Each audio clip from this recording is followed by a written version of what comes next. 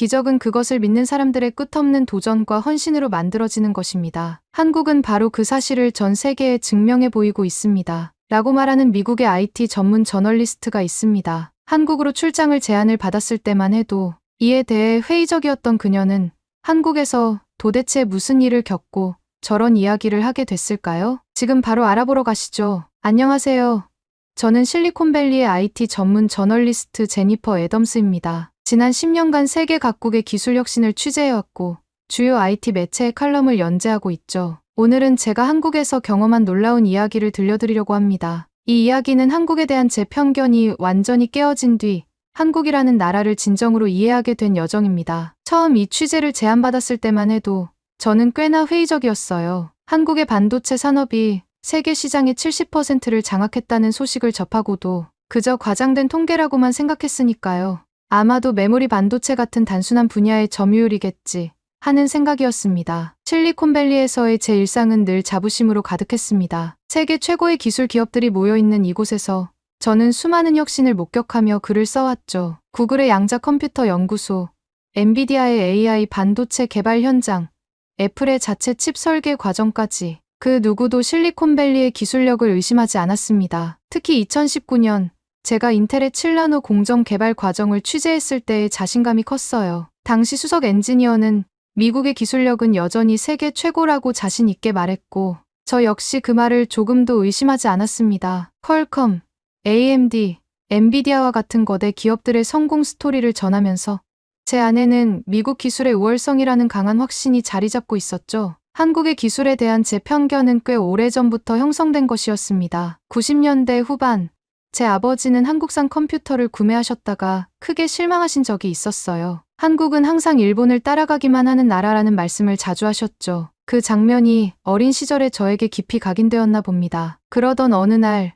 팔로알토의 한 카페에서 우연히 한 노신사를 만났어요. 70대 후반의 그분은 30년간 반도체 업계에서 일하다 은퇴한 한국계 엔지니어셨습니다. 제가 마침 한국의 반도체 산업에 대한 칼럼을 준비하고 있다고 하자 그분의 눈빛이 반짝였습니다. 1980년대 초 한국은 반도체라는 말조차 생소했습니다. 그때 삼성이 도전장을 내밀었을 때 모두가 미쳤다고 했죠. 기술도 자본도 경험도 없는 나라가 반도체를 만들겠다니. 노신사의 차분한 목소리에는 자부심이 묻어났습니다. 하지만 보세요. 지금은 세계 최고가 되었잖습니까? 처음에는 그저 과장된 애국심이려니 했습니다. 하지만 그분이 들려주신 이야기는 제 호기심을 자극하기에 충분했어요. 64램 개발에 모든 것을 걸었던 순간들, 일본의 기술 장벽을 뚫어내던 시절, 미국 기업들과의 특허 소송을 이겨내던 이야기까지, 빈손으로 시작해 세계 최고가 되기까지의 여정, 그것도 단 40년 만의 일이라니 정말 가능한 일일까요? 귀가 후 자료를 찾아보니 놀라운 사실들이 눈에 들어왔습니다. 삼성전자는 이미 3나노 공정 개발에 성공했고 SK하이닉스는 세계 최초로 238단 낸드 플래시 양산을 시작했다는 거였죠. 하지만 저는 여전히 의구심을 가졌습니다. 아마도 외국 기술의 모방일 것이라 생각했으니까요. 취재를 결심하고 자료를 더 깊이 살펴보았습니다. 세계 특허 데이터베이스를 검색하고 시장 조사 기관의 보고서들을 읽었죠. 숫자로만 보면 분명 한국은 반도체 강국이었습니다. 하지만 제 머릿속에는 여전히 의문이 가득했어요. 기술의 진정한 혁신은 실리콘밸리에서만 가능하다고 믿었으니까요. 한국행 비행기 안에서도 저는 계속해서 자료를 검토했습니다. 흥미로운 건 삼성전자의 특허 출원 건수였어요. 2010년 이후 매년 인텔과 퀄컴의 합계보다 많은 특허를 출원하고 있었죠. 하지만 이마저도 저는 의심스러워했습니다. 아마도 사소한 개선에 대한 특허들일 거라고 생각했으니까요. 하지만 13시간의 비행 동안 읽은 자료들은 놀라웠습니다. 세계 최초의 120램, 176단 낸드 플래시, 3나노 공정 성공. 하지만 저는 여전히 이 모든 것이 과장되었거나 아니면 외국 기술의 모방일 거라 생각했죠. 한국이 이토록 짧은 시간 안에 반도체 강국이 되었다는 게 도저히 믿기지 않았으니까요. 인천공항에 도착하기 직전 옆자리의 한 승객이 제게 말을 걸었습니다. 실리콘밸리에서 일하다 한국으로 이직한 엔지니어였죠. 그의 말이 인상적이었습니다. 저도 처음에는 이해가 안 됐어요. 어떻게 이렇게 짧은 시간 안에 세계 최고가 될 수 있었는지. 하지만 직접 보면 알게 될 거예요. 이건 단순한 기술의 문제가 아니거든요. 그의 말을 반신반의하며 비행기에서 내렸습니다. 활주로에 내려선 비행기 창으로 보이는 인천국제공항의 모습은 인상적이었지만 그렇다고 제 회의적인 시각이 바뀐 것은 아니었어요. 하지만 이제 와서 돌아보면 그때의 제 모습이 얼마나 편협했는지 모르겠네요. 공항에서 시작된 저의 놀라운 경험은 제가 알던 모든 상식을 뒤흔들어 놓을 만큼 충격적인 것이었으니까요. 인천국제공항에 첫 발을 내딛는 순간부터 저의 고정관념은 흔들리기 시작했습니다. 실리콘밸리에서 봐왔던 것과는 전혀 다른 차원의 스마트 시스템이 제 눈앞에 펼쳐졌기 때문이죠. 입국장의 안내 로봇은 단순한 전시품이 아니었어요. 10개 이상의 언어로 실시간 통역은 물론 공항 내 어느 곳이든 정확하게 안내하는 진정한 AI 비서였습니다. 생체인식 기반의 자동 출입국 심사대는 더욱 놀라웠죠. 얼굴 인식과 지문 스캔이 동시에 이루어지는 과정은 순식간이었습니다. 제가 아는 어떤 공항보다도 빠르고 정확했어요. 이게 정말 가능한가요? 저도 모르게 심사대 직원에게 물었더니 그는 담담하게 대답했습니다. 이 시스템은 이미 5년 전부터 운영해온 거예요. 수화물 찾는 곳에서는 또 다른 광경이 펼쳐졌습니다. 실시간으로 수화물의 위치를 알려주는 스마트 시스템, 로봇이 바닥을 청소하는 풍경까지. 이건 마치 공상과학 영화의 한 장면 같았어요. 안내 데스크에서 마주한 장면은 더욱 충격적이었습니다. AI 기반의 실시간 통역 시스템이 64개 언어를 완벽하게 지원한다는 사실에 깜짝 놀랐죠. 더구나 이 서비스가 무료라니. 실리콘밸리의 스타트업들이 한창 개발 중인 기술이 여기서는 이미 일상이 되어 있었습니다. 공항에서 삼성전자 수원사업장으로 가는 길은 또 다른 놀라움의 연속이었어요. 고속도로를 따라 끝없이 이어지는 대기업 연구소들의 모습이 시선을 사로잡았습니다. LG, SK, 삼성 리서치 센터까지. 이곳은 그야말로 거대한 기술 도시였죠. 수원에 들어서자 도시 전체가 하나의 거대한 기술 단지처럼 느껴졌습니다. 젊은 연구원들이 오가는 거리,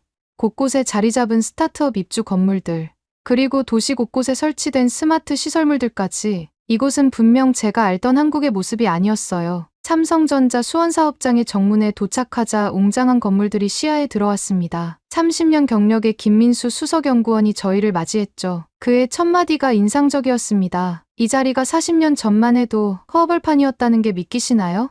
우리는 맨 땅에서 시작했습니다. 연구소 1층의 전시관은 마치 타임머신을 탄 것 같은 경험을 선사했어요. 80년대 초반의 흑백 사진들이 제 시선을 사로잡았습니다. 한 장의 사진 앞에서 특히 오래 머물렀죠. 누런 작업복을 입은 20대 초반의 젊은이들이 허름한 건물 앞에서 환하게 웃고 있는 모습이었습니다. 이 사진 속 인물들이 바로 우리나라 반도체의 1세대입니다. 김 수석의 설명이 이어졌어요. 당시 우리는 반도체가 뭔지도 모르던 시절이었죠. 일본의 기술 연수를 가서 밤낮 없이 배웠습니다. 하루 4시간씩 자면서 실험하고 또 실험했죠. 전시관의 한쪽 벽면을 가득 채운 건 일본 언론의 보도 자료들이었습니다. 한국의 무모한 도전, 실패할 수밖에 없는 모험이란 제목들이 눈에 띄었어요. 특히 1983년 이병철 회장의 반도체 사업 진출 선언을 다룬 기사들은 거의 비웃음에 가까웠더군요. 기술도 없는 나라가 반도체를 만들겠다고? 하지만 그 옆에 전시된 자료들은 완전히 달랐습니다. 불과 5년 만에 60램 개발에 성공했다는 소식, 16M D램으로 일본을 추월했다는 기사, 그리고 세계 최초로 사지 D램 양산에 성공했다는 최근의 보도까지. 이건 단순한 기술 발전 이상의 이야기였어요. 특히 인상적이었던 건 초기 연구원들의 일기와 메모들이었습니다. 오늘도 실패했다. 하지만 내일은 꼭 성공할 것이다. 잠을 줄여서라도 더 많이 배우자. 배우자. 선진국과의 기술 격차가 곧 우리의 목표다.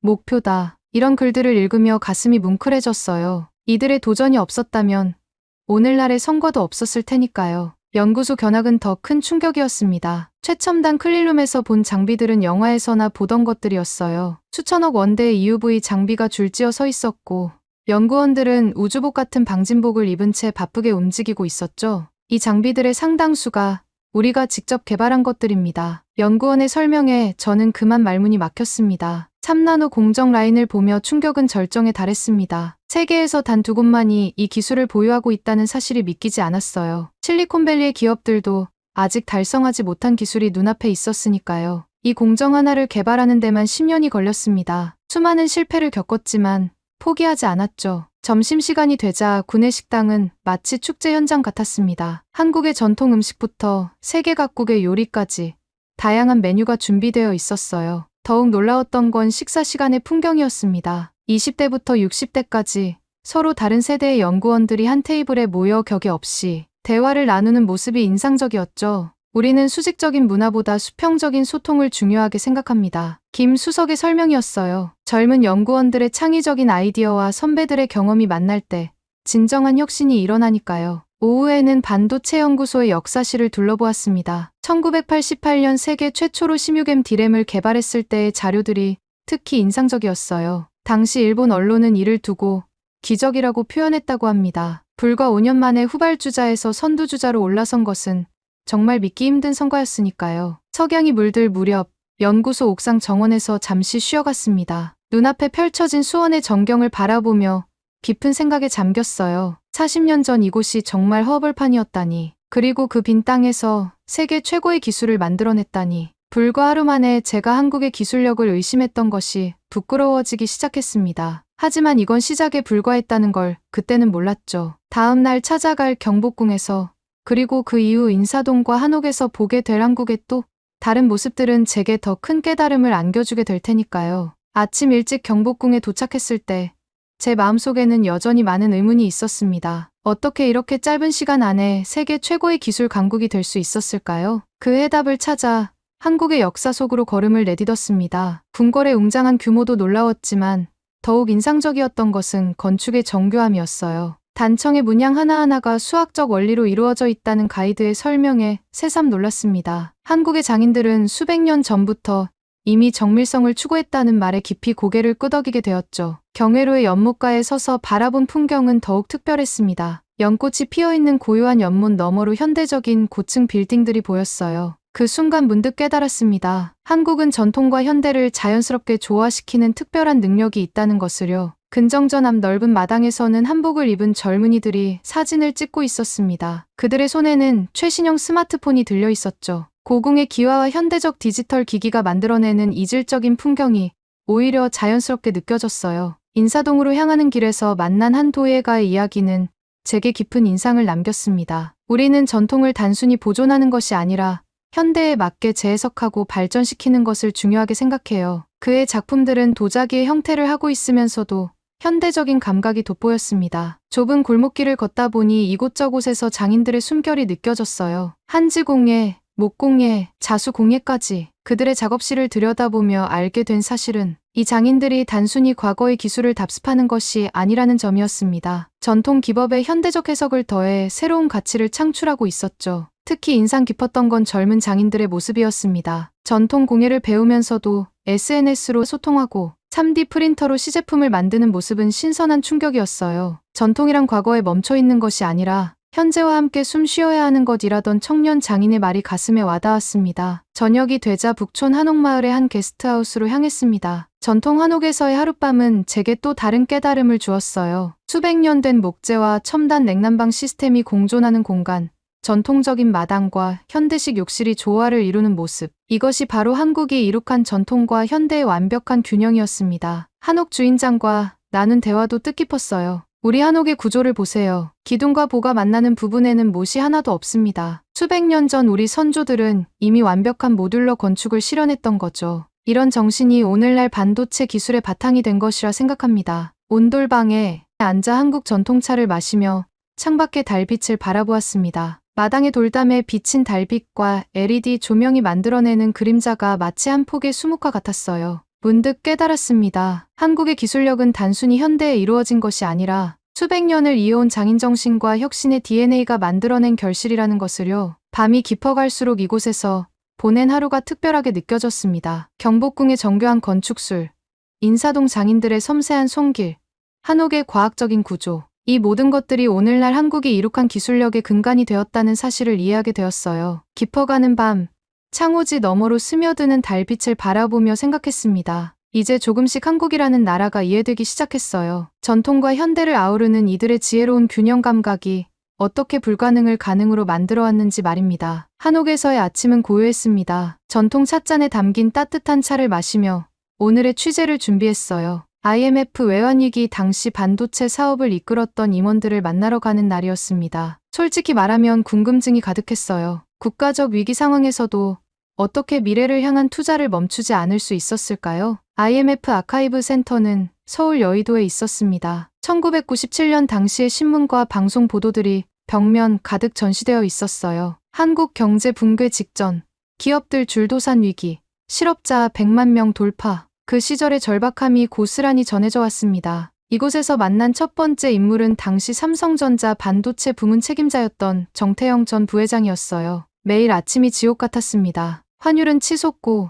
주가는 폭락하고 모든 기업이 투자를 중단하던 시기였죠. 하지만 우리는 달랐어요. 그의 회고는 충격적이었습니다. 1997년 당시 삼성전자는 7조 원 규모의 반도체 라인 증설을 결정했다고 해요. 실리콘밸리의 저널리스트로서 이 이야기를 들었을 때 저는 그들의 판단이 믿기지 않았습니다. 당시 미국의 반도체 기업들은 위기 상황에서 정반대의 선택을 했기 때문이죠. 모두가 미쳤다고 했습니다. 정 전 부회장의 목소리에는 당시의 긴박감이 묻어났어요. 한 달 뒤면 회사가 무너질지도 모르는 상황에서 7조 원의 투자를 단행한다는 건 실리콘밸리의 관점에서는 이해할 수 없는 결정이었죠. 하지만 우리에겐 선택의 여지가 없었어요. 반도체는 멈출 수 없는 산업입니다. 한번 투자를 멈추면 그대로 도태되니까요. 이 대목에서 저는 잠시 생각에 잠겼습니다. 같은 시기 미국의 기업들은 어땠을까요? 1990년대 후반 실리콘밸리의 많은 기업들은 위기 상황에서 비용 절감을 최우선으로 삼았습니다. 대규모 감원과 투자 축소는 당연한 수순이었고 주주들의 이익을 지키는 것이 경영진의 최우선 과제였죠. 하지만 한국은 달랐습니다. 삼성전자 경영진은 밤샘 회의 끝에 미래를 위해 지금의 고통을 견디자는 결론을 내렸다고 합니다. 이는 단기 실적보다 장기적 생존을 선택한 것이었죠. 미국식 경영의 관점에서는 상상하기 힘든 결정이었습니다. 당시 현장 기술자로 일했던 박상철 수석연구원의 증언은 더욱 생생했습니다. 매일 아침 출근할 때마다 오늘은 어떤 동료가 떠날지 몰랐어요. 하지만 연구소만큼은 달랐습니다. 오히려 더 열심히 일했죠. 급여 30% 삭감에도 불평하는 사람이 없었어요. 우리가 이 위기를 극복할 수 있는 길은 기술 개발뿐이라는 걸 모두가 알고 있었으니까요. 이 부분에서도 미국과의 차이점이 극명하게 드러났습니다. 실리콘밸리에서 제가 취재해온 수많은 구조조정 사례들을 떠올려보면 보통은 연구, 개발 인력이 가장 먼저 감축 대상이 되곤 했죠. 비용이 많이 들고 당장의 수익 창출이 어렵다는 이유에서였습니다. 특히 인상적이었던 건 구내식당에서 들은 이야기였습니다. 당시 배식을 담당했던 이숙자 여사는 25년이 지난 지금도 그때를 생생히 기억하고 계셨어요. 연구원들이 끼니를 거르면서도 실험실을 지켰어요. 한 그릇 가득 담아드리면 반만 주세요. 남은 예산으로 장비를 더 사야 해요 라고 하시던 모습이 아직도 눈에 선합니다. 이런 이야기를 미국의 동료들에게 들려준다면 아마 이해하지 못할 겁니다. 개인주의가 강한 미국에서는 회사의 위기가 곧 이직의 기회로 여겨지는 경우가 많으니까요. 하지만 한국의 엔지니어들은 달랐습니다. 그들에게 회사의 위기는 곧 자신의 위기였고 이를 극복하기 위해 개인의 희생을 당연하게 받아들였죠. 오후에는 SK의 당시 상황도 들어볼 수 있었습니다. 현재는 세계적인 기업이 된 SK하이닉스지만 IMF 당시에는 완전히 뻔했다고 해요. 실리콘밸리였다면 아마 매각이나 청산이 검토됐을 상황이었겠죠. 하지만 부도 직전까지 갔던 회사를 살린 건 직원들의 믿기 힘든 헌신이었습니다. 우리는 월급을 받지 못해도 일했어요. 당시 연구소장이었던 김영환 박사의 말씀이었습니다. 정부에서 지원받은 돈으로 장비를 살 때는 중고 장비를 구해서 남은 돈으로 추가 실험을 했죠. 미국 기업들이라면 상상도 못할 일이었겠지만 우리는 그렇게라도 연구, 개발만큼은 멈추지 않았습니다. 위기 극복 과정을 기록한 영상실에서는 더욱 놀라운 장면들을 볼 수 있었어요. 직원들이 자발적으로 급여를 반납하고 퇴직금으로 회사 주식을 사들였던 기록들. 특히 충격적이었던 건 노조가 먼저 나서서 구조조정을 제안했다는 소식이었습니다. 우리가 살아야 회사가 산다. 회사가 살아야 우리도 산다. 당시 노조위원장의 연설이 가슴을 울렸습니다. 미국의 노조라면 상상도 할 수 없는 결정이었죠. 더욱 놀라웠던 건 그 시기에 오히려 더 과감한 투자가 이루어졌다는 사실이에요. 한국의 반도체 기업들은 위기 속에서도 연구, 개발 인력만큼은 오히려 늘렸다고 합니다. 같은 시기 미국의 기업들이 비용 절감을 위해 인력을 감축하던 것과는 정반대의 행보였죠. 그 결과 세계 최초의 500C램 개발이라는 성과도 이뤄냈습니다. 다른 나라 기업들이 투자를 줄이는 시기였어요. 우리는 거기서 기회를 봤습니다. 현재 반도체 산업협회 회장인 박성욱 회장의 설명이었어요. 실리콘밸리의 기업들은 주주들의 단기 이익을 위해 뒷걸음질 쳤지만 우리는 미래를 위해 앞으로 갔죠. 그게 지금의 세계 1위를 만든 겁니다. 이 말을 들으며 저는 깊은 생각에 잠겼습니다. 위기 상황에서 보여준 이런 접근 방식의 차이가 어쩌면 현재 세계 반도체 시장의 판도를 완전히 바꿔놓은 것인지도 모르겠네요. 미국 기업들의 합리적인 판단이 오히려 장기적으로는 경쟁력 상실로 이어진 반면 한국 기업들의 비합리적인 선택이 결과적으로는 가장 합리적인 결정이 된 것입니다. 석양이 저물어갈 무렵 기념관의 한 코너에서 특별한 전시물을 발견했습니다. 당시 연구원들이 써놓은 결의문이었어요. 우리가 이겨내지 못하면 대한민국의 미래도 없다. 반드시 세계 최고가 되어 이 위기를 극복하자. 구겨진 종이에 적힌 글씨가 아직도 생생했습니다. 특별히 인상적이었던 건 복지시설 이야기였어요. 최악의 위기 상황에서도 회사는 직원들을 위한 투자를 멈추지 않았다고 합니다. 24시간 운영되는 어린이집, 자녀 교육 지원, 직원 건강 관리까지. 사람을 포기하면 미래도 없다는 경영진의 믿음이 있었기에 가능한 일이었죠. 퇴근 시간이 되자 연구소 앞은 또 다른 활기로 가득했습니다. 당시를 기억하는 중년의 연구원들과 이제 막 입사한 젊은 직원들이 함께 어울려 있었어요. 우리가 겪은 고난을 후배들은 겪지 않았으면 해요. 하지만 그때의 도전 정신만큼은 꼭 물려주고 싶습니다. 한 선배 연구원의 말씀이 깊이 와닿았습니다. 밤이 되어 숙소로 돌아가는 길, 여의도의 불빛을 바라보며 생각에 잠겼습니다. IMF는 분명 한국에게 최악의 위기였을 겁니다. 하지만 그들은 그 위기를 기회로 만들었어요. 단순히 살아남은 것이 아니라 세계 최고가 되기 위한 도약의 발판으로 삼았죠. 제 노트북에는 오늘 들은 수많은 이야기가 가득했습니다. 하지만 가장 인상 깊었던 건 한 청소부 아주머니의 말씀이었어요. 그때 연구원들이 맨날 밤늦게까지 불 켜놓고 일하는 걸 보면서 속으로 빌었어요. 우리나라가 잘 될 거라고. 그리고 정말 그렇게 됐잖아요. 다음 날 아침이면 현장의 젊은 연구원들을 만나러 가기로 되어 있었습니다. 그들에게서 또 어떤 이야기를 듣게 될지 기대되었어요. IMF 시절을 겪어보지 못한 새로운 세대들은 선배들의 헌신을 어떻게 이어가고 있을까요? 그리고 그들이 그리는 한국 반도체의 미래는 어떤 모습일까요? 새벽 5시 경기도 이천의 한 반도체 연구소 앞에서 저는 놀라운 광경을 목격했습니다. 젊은 연구원들이 속속 출근하고 있었어요. 세계 최초를 만들기 위한 실험이 지금 진행 중입니다. 연구소 관계자의 설명에 고개가 절로 숙여졌습니다. 연구소에서 만난 서지원 연구원은 29살의 젊은 과학자였어요. MIT에서 박사 과정을 마치고 실리콘밸리 기업들의 스카우트 제의를 뿌리치고 한국으로 왔다고 합니다. 우리가 지금 개발하는 기술은 세상에 없던 것을 만드는 겁니다. 이런 도전이 가능한 곳이 전 세계에 몇 군데나 있을까요? 차세대 메모리 반도체 연구실에서는 30대 초반의 연구원들이 열띤 토론을 벌이고 있었습니다. 그들의 목표는 단순했어요. 인공지능 시대를 여는 새로운 반도체를 만들겠다. 하지만 그 과정은 결코 쉽지 않아 보였습니다. 화이트보드 가득 그려진 복잡한 회로도와 수식들이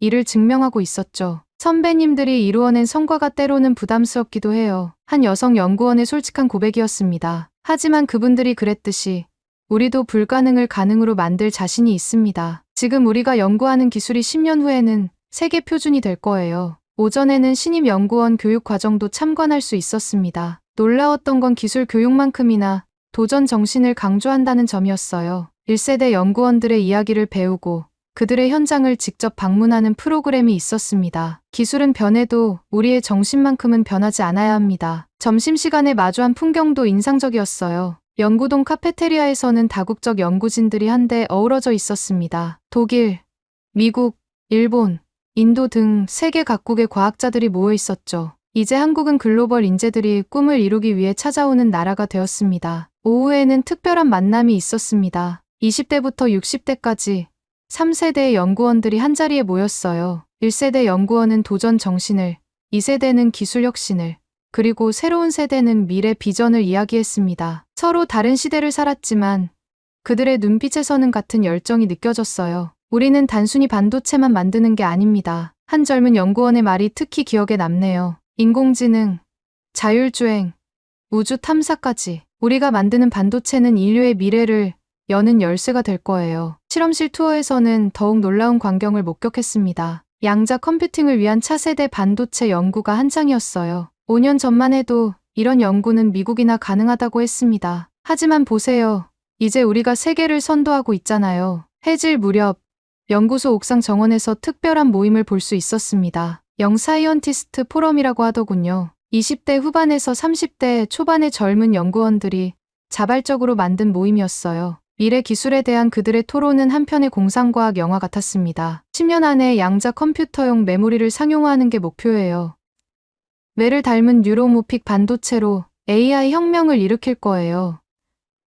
화성 탐사선에 들어갈 우주용 반도체도 우리가 만들어야죠. 그들의 꿈이 허황되게 들리지 않았던 건 바로 이런 도전 정신이 한국 반도체를 세계 정상으로 올려놓았다는 걸 이미 알고 있었기 때문일 겁니다. 밤 11시가 넘어서야 연구소의 불빛이 조금씩 꺼져갔습니다. 하지만 몇몇 실험실은 여전히 밝게 빛나고 있었어요. 중요한 실험이 진행 중이라 오늘도 밤을 새울 것 같습니다. 담담한 미소를 지으며 말하는 연구원들의 모습에서 한국 반도체의 미래가 보였습니다. 숙소로 돌아가는 차 안에서 문득 깨달았습니다. 이제 저는 한국의 기술력을 더 이상 의심하지 않게 되었어요. 세대를 이어 흐르는 이 치열한 열정과 도전 정신 앞에서 제 모든 의구심이 부끄러워졌기 때문입니다. 다음 날이면 전 세계가 주목하는 한국의 성공을 정리하는 글을 쓰기로 했습니다. 이제는 말할 수 있을 것 같아요. 한국이 이룩한 기적은 결코 우연이 아니었다고. 그리고 그들이 그리는 미래는 우리가 상상하는 것보다 훨씬 더 놀라울 거라는 것도요. 실리콘밸리로 돌아가는 비행기 안에서 저는 지난 일주일간의 취재 내용을 정리하고 있었습니다. 처음 한국에 도착했을 때의 제 모습이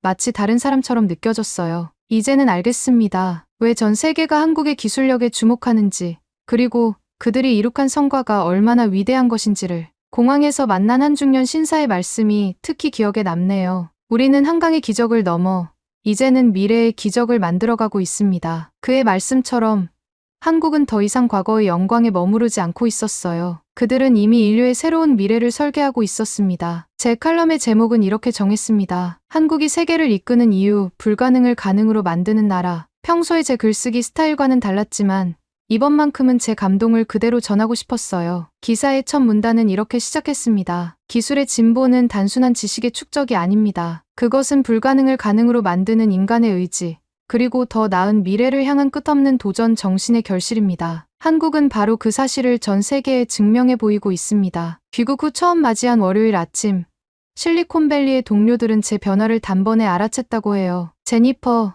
당신 완전히 다른 사람이 된 것 같아요. 맞습니다. 저는 완전히 달라졌어요. 세상을 보는 제 시각이 바뀌었으니까요. 얼마 전까지만 해도 제가 쓰던 칼럼들이 부끄러워졌습니다. 기술의 혁신을 너무 피상적으로만 바라보고 있었다는 걸 깨달았어요. 진정한 혁신은 단순히 새로운 제품이나 기술을 만드는 것이 아니었습니다. 그것은 불가능을 극복하는 인간의 의지, 그리고 그 의지를 하나로 모아내는 문화에서 시작된다는 걸 이제는 알겠어요. 특히 놀라웠던 건 제 기사를 읽은 실리콘밸리 기업들의 반응이었습니다. 여러 기업의 임원들이 연락해왔어요. 우리도 한국처럼 혁신의 문화를 만들 수 있을까요?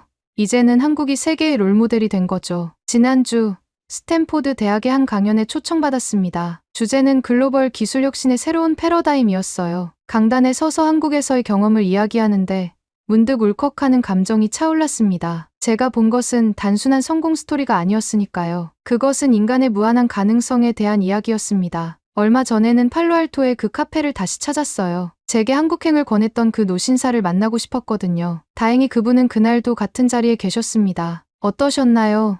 한국은? 그분의 질문에 저는 한참을 말을 잇지 못했어요. 어떻게 설명해야 할까요? 제가 경험한 그 놀라운 여정을. 이제 저는 매일 아침 한국의 뉴스를 가장 먼저 찾아봅니다. 그들의 다음 도전이 궁금해졌거든요. 양자 컴퓨팅, 인공지능 반도체, 육지 통신. 한때는 이 모든 것이 과장된 목표처럼 보였지만 이제는 압니다. 그들은 해낼 거예요. 불가능을 가능으로 만드는 것.